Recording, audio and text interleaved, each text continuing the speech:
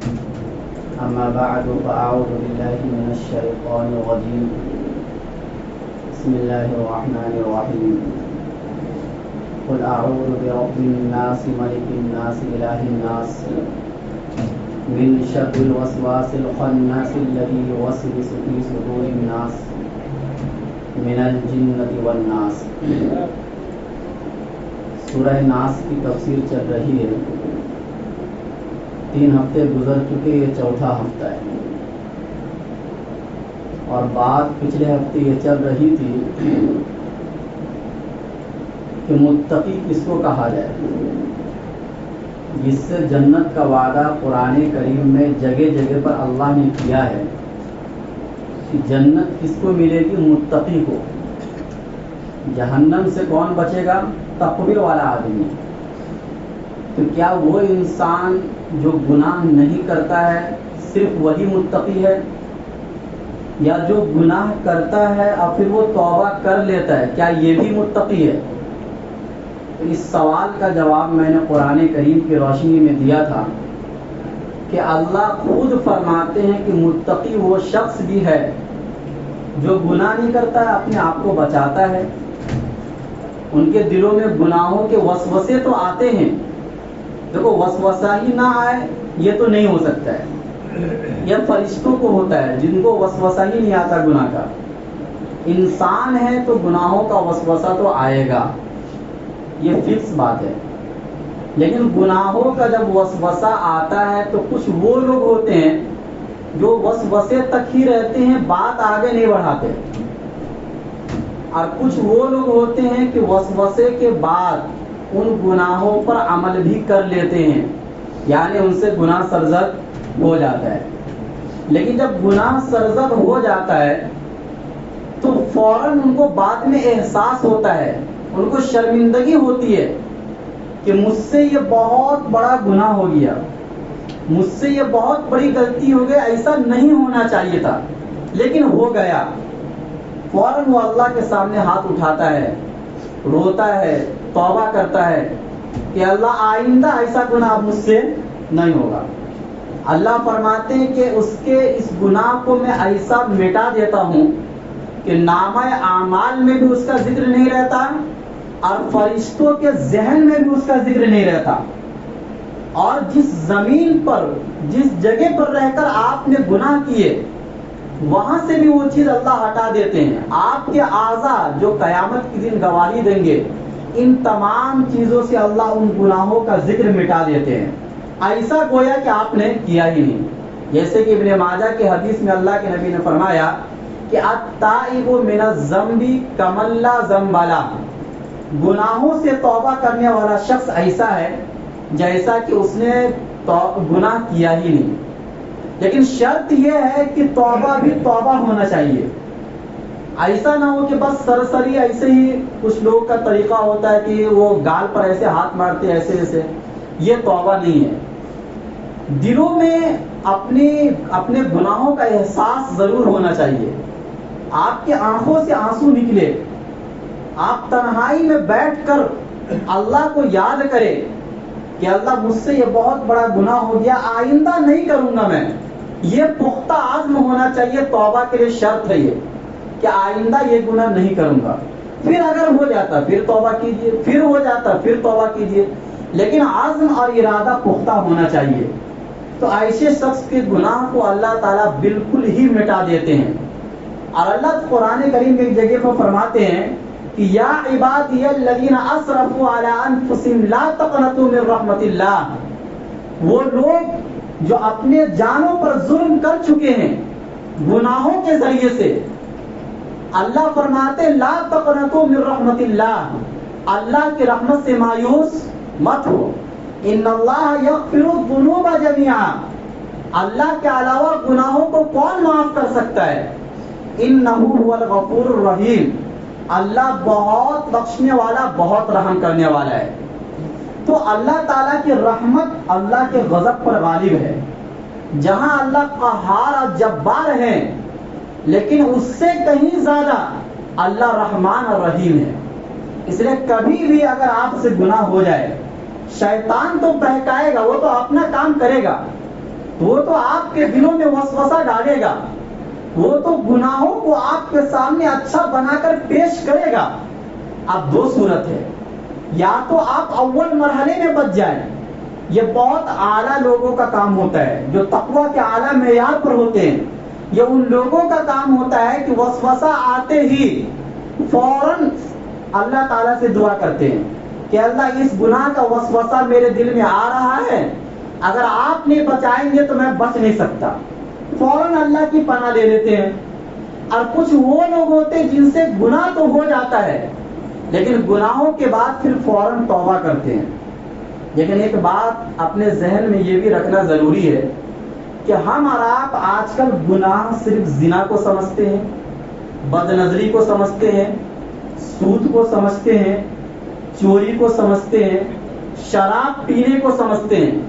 اس کے علاوہ جھوٹ بولنا، غیبت کرنا، کسی کی برائی کرنا، کسی کو تھپڑ مار دینا، کسی پر ظلم و زیادتی کرنا، یا ماں باپ کے حقوق کی نافرمانی کرنا، یا اپنے بیویوں کے حقوق کو پورا ادا نہ کرنا، یہ تمام بھی وہ گناہ ہیں جیسا کہ زنا، شراب یا اس جیسے گناہ ہیں۔ یہ سب گناہ کبیرہ میں داخل ہے۔ لہذا اگر آپ اپنے ماں باپ کی نافرمانی کرتے ہیں تو اس سے بھی توبہ کرنے کی ضرورت ہے۔ قرآن کریم کے اندر اللہ تعالیٰ نے اپنے حقوق کے بعد بہت سی جگہوں پر فوراً اپنے ماں باپ کے حقوق کو بیان کیا ہے، یہ بتلانے کے لیے کہ دنیا میں اللہ اور اس کے رسول کے بعد اگر کسی کا مقام و مرتبہ اور کسی کے حقوق کی سب سے زیادہ پاسداری اگر ہو سکتی ہے تو وہ ماں باپ ہے۔ پورے قرآن کریم میں آپ ایک آیت ایسی نہیں دکھلا سکتے کہ جہاں پر ماں باپ کو یہ حکم دیا گیا ہو کہ آپ اپنی اولاد کے ساتھ اچھا برتاؤ کرو، نرمی کا سلوک کرو۔ لیکن قرآن کریم میں جگہ جگہ پر یہ حکم تو ہے کہ اولاد کو حکم دیا گیا کہ تم اپنے ماں باپ کے ساتھ نرمی کا برتاؤ کرو۔ اس کی وجہ یہ ہے کہ دیکھو ماں باپ سے یہ نہیں ہو سکتا ہے کہ وہ اپنی اولاد کے ساتھ نرمی کا برتاؤ نہ کرے، اگرچہ آپ کو وقتی طور پر نہ سمجھ میں آئے، لیکن اولاد سے ایسا ہو سکتا ہے کہ وہ اپنے ماں باپ کے ساتھ ظلم و زیادتی کرے۔ اس لیے اللہ نے اولاد کو تو حکم دیا قرآن میں جگہ جگہ پر، لیکن ماں باپ کو حکم نہیں دیا کہ تم اپنے اولاد کے ساتھ نرمی کا برتاؤ کرو، کیونکہ ان سے نرمی ہی ہوگی، سختی نہیں ہو سکتی ہے۔ اگر وہ کبھی سختی کرتے ہیں تو اس سختی کے اندر بھی پیار اور محبت چھپا ہوا ہوتا ہے۔ یہ ایسا ہی ہے جیسے کہ بچپن میں ماں باپ پڑھنے کے لیے بچوں کو بھیجتے ہیں، نہیں جاتے ہیں، ماں باپ مارتے ہیں۔ یہ مارنا اس بنیاد پر نہیں ہوتا ہے کہ ماں باپ ظالم ہیں، یہ مارنا اس بنیاد پر ہوتا ہے کہ تاکہ اس کا مستقبل بہت اچھا بن جائے، اس کا آنے والا زمانہ سدھر جائے۔ تو کبھی کبھی سختی میں پیار اور محبت چھپا ہوا ہوتا ہے۔ جس طریقے سے ہمارے اوپر اگر اللہ کی طرف سے کوئی آزمائش آتی ہے تو یہ آزمائش کا آنا اس بات کی دلیل نہیں ہوتی کہ اللہ آپ سے ناراض ہے، بلکہ کبھی کبھی یہ آزمائش اس لیے بھی آتی ہے کہ آپ کو آگے آنے والے حالات کے لیے اللہ تیار کرتے ہیں۔ اور تیار اسی وقت آدمی ہوگا جب آزمائش کی زندگی سے گزرے گا۔ جو عیش و آرام کی زندگی گزارتا ہے وہ آگے چل کر بہت بڑا انقلاب پیدا نہیں کر سکتا ہے۔ آپ دنیا میں جتنے بھی بڑے لوگ آپ کو نظر آئیں گے، چاہے دین کے اعتبار سے ہو چاہے دنیا کے اعتبار سے ہو، ہر ایک کو آزمائش کا مرحلہ بہت کٹھن مرحلہ گزرا ہے، تب جا کے وہ بڑے بنے ہیں۔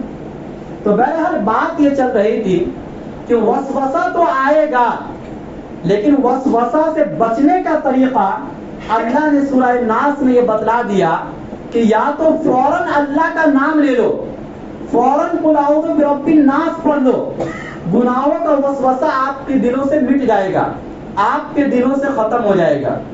اور اس کے بعد اسباب اختیار کر لو، یہ بھائی اگر اس راستے سے میں جاتا ہوں تو گناہ ہوئے گا، لہٰذا آپ دوسرے راستے سے جائیے تاکہ گناہ والے راستے سے آپ بچ جائیں۔ کیونکہ عام طور سے جب گناہ والے راستے کو آپ اپنائیں گے تو ایک دن بچیں گے، 2 دن بچیں گے، تیسرے دن شیطان ضرور آپ کو گناہوں میں ڈال دے گا۔ اس لیے ہمیں گناہ، اللہ نے کیا فرمایا، وَلَا تَقْرَبُوا الزِّنَا، یہ نہیں کہا زنا مت کرو، کہا زنا والے جو راستے ہیں ان راستوں پر بھی مت آؤ، کیونکہ ان راستوں پر آؤ گے تو زنا تک آؤ گے۔ شراب کے اڈوں پر گھومو گے تو ایک نہ ایک دن شراب پی لو گے۔ جوا کھیلنے والے کے ساتھ اگر آپ اٹھو گے بیٹھو گے تو ایک دن آپ کو بھی لت لگ جائے گی۔ تو یہ جو گناہوں سے اللہ جو بچنے کا حکم دیتے قرآن کے اندر یا اللہ کے نبی نے حدیثوں کے اندر فرمایا ہے، ایک بات آپ یاد رکھ لیجئے کہ طاعات کے حکم سے زیادہ گناہوں سے بچنے کی تاکید شریعت میں زیادہ ہے۔ یعنی نماز پڑھنا، روزہ رکھنا یہ طاعات ہے، اچھے کام ہے، اس کی اتنی زیادہ تاکید نہیں ہے جتنا گناہوں سے بچنے کی تاکید ہے۔ کیونکہ ایک آدمی اگر نیکی نہیں کرتا ہے اور گناہ بھی نہیں کرتا ہے تو بعد میں یہ توبہ کر سکتا ہے، یہ اتنا بڑا جرم نہیں ہے۔ لیکن ایک آدمی نیکی بھی نہیں کرتا ہے اور کسی بڑے گناہ میں ملوث ہے تو اس کا یہ گناہ یقینی طور سے اس کو جہنم میں لے کر جائے گا۔ تو اس لیے گناہوں سے بچنے کی تاکید شریعت میں زیادہ ہے۔ پھر آگے اللہ نے فرمایا الذی یوسوس فی صدور الناس، یہ جو شیطان کا وسوسہ ہوتا ہے، شیطان کے وسوسے کا وار ڈائریکٹ انسان کے دلوں پر پڑتا ہے، کیونکہ دل وہ جگہ ہے جو آپ کو ہر ایک کام کے لیے تیار کرتا ہے، اور دل ہی اصل محبت کی جگہ ہے اللہ تعالیٰ سے۔ اللہ تعالیٰ آپ کو یہ کہتے ہیں کہ دنیا کی ساری چیزوں کو آپ استعمال کرو، سب آپ کے فائدے کے لیے، لیکن تمہارا دل صرف اور صرف کس کے لیے ہونا چاہیے؟ میرے لیے ہونا چاہیے۔ ہمارے اور آپ کے دلوں میں محبت صرف کس کی ہونی چاہیے؟ اللہ تعالیٰ کی محبت ہونا چاہیے۔ اس محبت کے اندر اللہ کسی اور کی شرکت کو برداشت نہیں کرتے ہیں۔ یہ سب سے بڑا ظلم ہے کہ انسان اللہ کی محبت میں کسی اور کی محبت کو شریک کرے۔ جس طریقے سے ہر انسان کی بیوی یہ چاہتی ہے کہ اس کا شوہر صرف اس سے محبت کرے، اور کبھی اگر ایسا وہ دیکھ لی جس سے اس کو اندازہ ہو گیا کہ میرا شوہر کسی اور سے بھی محبت کرتا ہے، تو اسی دن سے اس کو کیا ہو جائے گی؟ ایک طریقے سے نفرت ہو جائے گی اور اس کو سمجھانے کی کوشش کرے گی۔ کوئی زیادہ ہی ٹینشن والی ہوگی تو چھوڑ کے چلی جائے گی، کیونکہ محبت کو گوارا نہیں کر سکتی ہے۔ ماں باپ بھی یہی چاہتے ہیں کہ میرا بچہ صرف کس سے محبت کرے؟ اپنے دوستوں سے زیادہ مجھ سے محبت کرے، اپنے باہر والوں سے زیادہ مجھ سے محبت کرے۔ ہر ماں باپ کی یہ تمنا ہوتی ہے۔ کبھی اگر ان کو ایسا لگے گا ماں باپ کو کہ میرا بچہ مجھے اگنور کرتا ہے تو کتنا برا لگے گا ماں باپ کو کہ بھائی میں نے پیدا کیا، بچپن میں جب یہ کچھ نہیں کر سکتا تھا میں نے اسے کھلایا پلایا، آج یہ مجھ سے ہی محبت نہیں کرتا ہے۔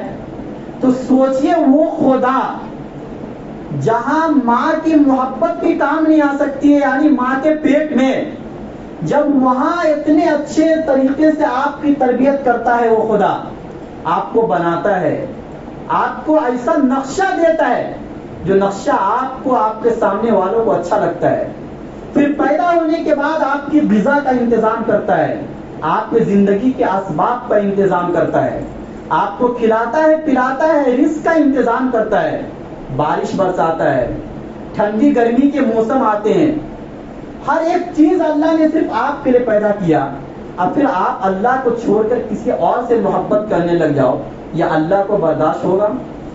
اس لیے اللہ نے قرآن کریم میں ایک جگہ پر فرمایا والذین آمنوا اشد حبا للہ، وہ لوگ جو ایمان لاتے ہیں وہ اللہ سے سب سے زیادہ محبت کرتے ہیں۔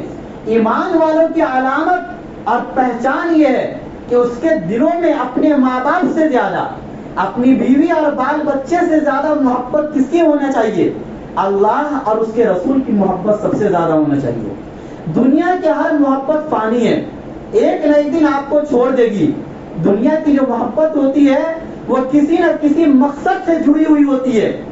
کبھی کوئی آپ سے محبت کرے گا مال کو دیکھ کر، کبھی کوئی آپ سے محبت کرے گا آپ کے حسن اور جمال کو دیکھ کر، کبھی کوئی آپ سے محبت کرے گا آپ کی طاقت و قوت کو دیکھ کر، اور ہر ایک صرف آپ کو استعمال کرے گا، بس پیسے کے ٹائم پر پیسے کے لیے آپ کو استعمال کرے گا، طاقت کے ٹائم پر طاقت کے لیے آپ کو استعمال کرے گا، حسن و جمال کے ٹائم پر آپ کے جسم سے لذت حاصل کرنے کے لیے کوئی آپ کو استعمال کر لے گا، لیکن اللہ اور اس کے رسول اس کام کے لیے آپ کو استعمال کبھی نہیں کر سکتے ہیں۔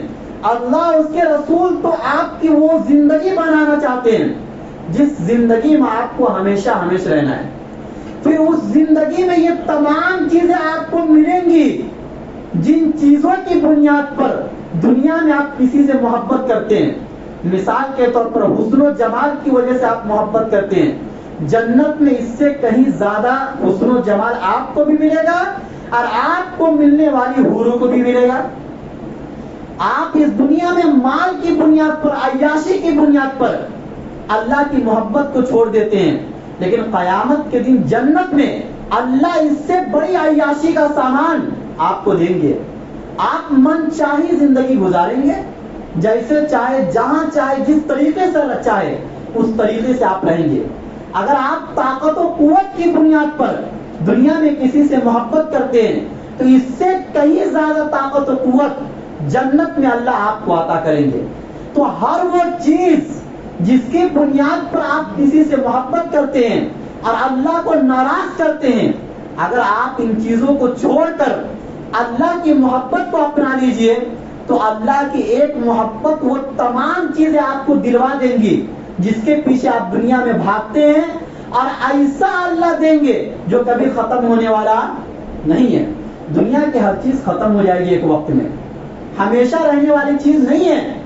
جو جوان ہوتا ہے وہ یہ سوچتا ہے بھائی میں بچہ تھا جوان کیسے ہو گیا، جو بوڑھا ہوتا ہے وہ یہ سوچتا ہے کہ میں جوان تھا بوڑھا کیسے ہو گیا۔ کوئی بوڑھا ہونا چاہتا ہے؟ کوئی اپنے بال کا سفید ہونا دیکھنا چاہتا ہے؟ کوئی نہیں۔ لیکن دنیا آپ کے حساب سے نہیں چلتی ہے، دنیا اللہ کے حساب سے چلتی ہے۔ اللہ جیسا چلانا چاہتے ہیں دنیا کو، آپ چاہو یا نہ چاہو دنیا انہی کے حساب سے چلے گی۔ اس لیے بہتر یہ ہے کہ اپنی مرضی کے مطابق زندگی گزارنے کے بجائے آپ اللہ کی مرضی کے مطابق زندگی گزاریے، کیونکہ آپ چاہیں یا نہ چاہے اللہ ہی کی مرضی کے مطابق آپ کی زندگی گزرے گی۔ اس لیے آپ اپنے آپ کو بنانے کی کوشش کیجئے، اپنے نفس کو سدھارنے کی کوشش کیجئے۔ اور اس کے بعد اللہ نے کہا من الجنۃ والناس، یہ جو وسوسہ انسان کے دلوں میں گناہوں کا آتا ہے، یہ گناہوں کا وسوسہ کبھی تو شیطان کی طرف سے آتا ہے اور کبھی تو انسان کی طرف سے آتا ہے۔ اب انسان یہ سوچے گا کہ بھائی شیطان کی طرف سے گناہوں کا وسوسہ تو سمجھ میں آتا ہے، کیونکہ اللہ نے شیطان کو پیدا اس لیے کیا ہے کہ تاکہ وہ انسان کو بہکائے، اور اس نے تو اللہ تعالیٰ سے ایک ایگریمنٹ لے لیا تھا اس ٹائم پر کہ وَلَأُغْوِيَنَّهُمْ أَجْمَعِينَ، کہ میں آپ کے تمام بندوں کو گمراہ کروں گا، اور اس بات کی اجازت خود اللہ نے اس کو دی ہے۔ یہ پاور اور یہ طاقت شیطان کو اللہ نے دے دی ہے کہ وہ انسانوں کو گمراہ کرے گا، لیکن انسان بھی انسان کو گمراہ کرتے ہیں۔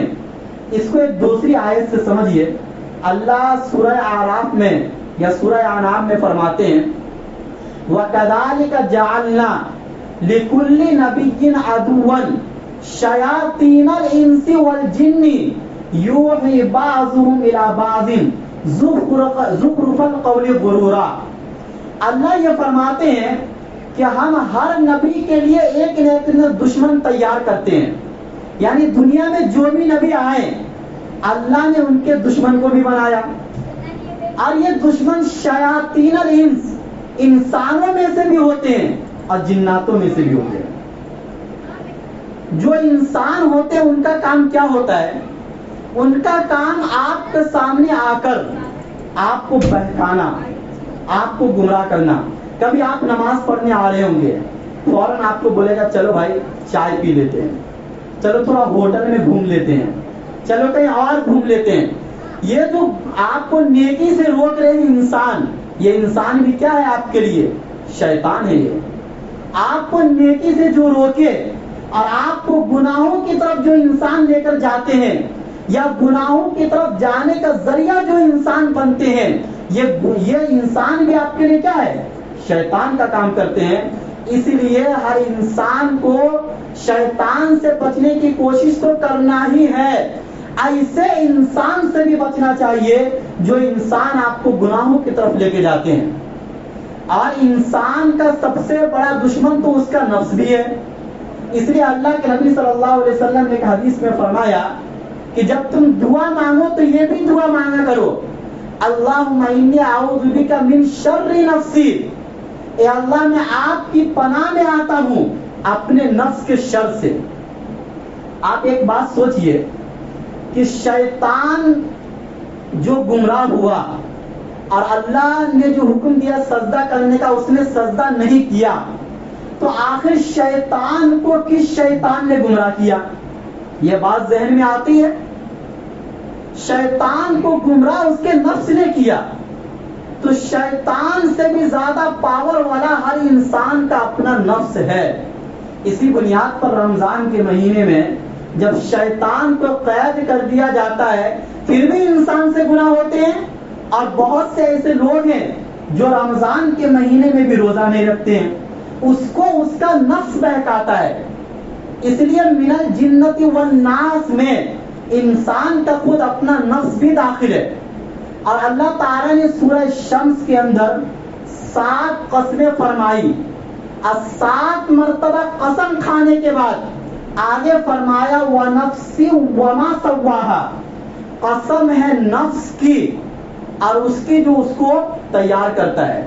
اور اس کے بعد فرمایا قَدْ أَفْلَحَ مَنْ زَكَّاهَا وَقَدْ خَابَ مَنْ دَسَّاهَا، جو انسان اپنے نفس کو سدھار لیا قیامت کے دن وہ کامیاب ہو گیا، اور جو انسان اپنے نفس کو گناہوں کی دلدل میں دھسا دیا قیامت کے دن وہ شخص ناکام ہو گیا۔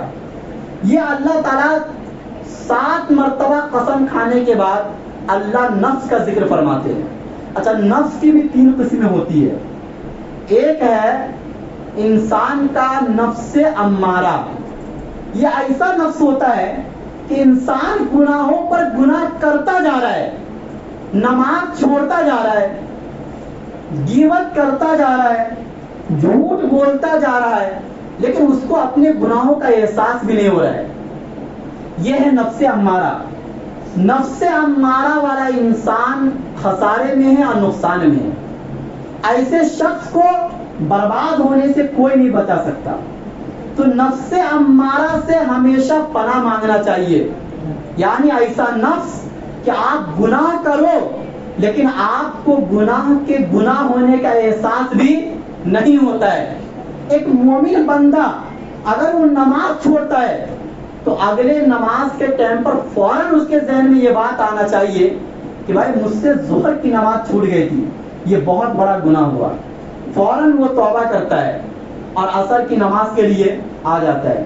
یہ بندہ اللہ کو محبوب ہے، یہ بندہ اللہ کو پسندیدہ ہے، جس کو اپنے گناہوں کا احساس ہوا اور اگلی نماز میں وہ آ گیا۔ لیکن جو نماز پر نماز چھوڑتا جا رہا ہے اور اس کو اپنے گناہوں کا احساس نہیں ہوتا ہے، یہ آدمی متقی نہیں ہو سکتا۔ پھر اس سے جنت کا وعدہ نہیں ہے۔ پھر اس کے اندر نفس امارہ ہے جس سے بچنے کی کوشش ہر انسان کو کرنا چاہیے۔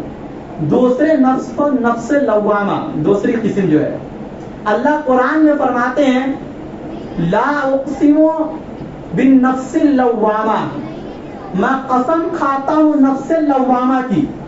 یہ ایسا نفس ہے کہ انسان جب کوئی گناہ کرتا ہے تو اس کا دل اس کو جھنجھوڑتا ہے، فوراً ملامت کرتا ہے کہ انسان تو نے کیا کر لیا، تو نے کیسا گناہ کر لیا ہے، فوراً تو توبہ کر۔ یہ ہے نفس لوامہ۔ فوراً اس کے دل میں احساس آ رہا ہے۔ اللہ تعالیٰ اس نفس کی قسم کھاتے ہیں، مطلب ایسا نفس والا آدمی کامیاب ہے جس کو اس کا نفس فوراً ملامت کرتا ہے، فوراً توبے پر اس کو جھنجھوڑتا ہے، اور فوراً اگلی مرتبہ اس گناہ سے وہ رک جاتا ہے، تو یہ آدمی اللہ کو بہت محبوب ہے اور یہ آدمی جنت میں جائے گا، کیونکہ اس نفس کی اللہ قسم کھاتے ہیں۔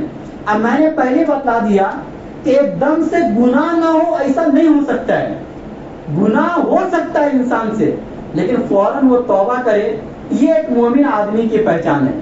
اور تیسری قسم جو نفس کی ہے وہ نفس مطمئنہ، یعنی ایسا نفس کہ جس سے اس کو اپنے اوپر ایک طریقے سے اطمینان ہو گیا، اب وہ گناہوں کی طرف اس کا ذہن بھی نہیں جاتا ہے۔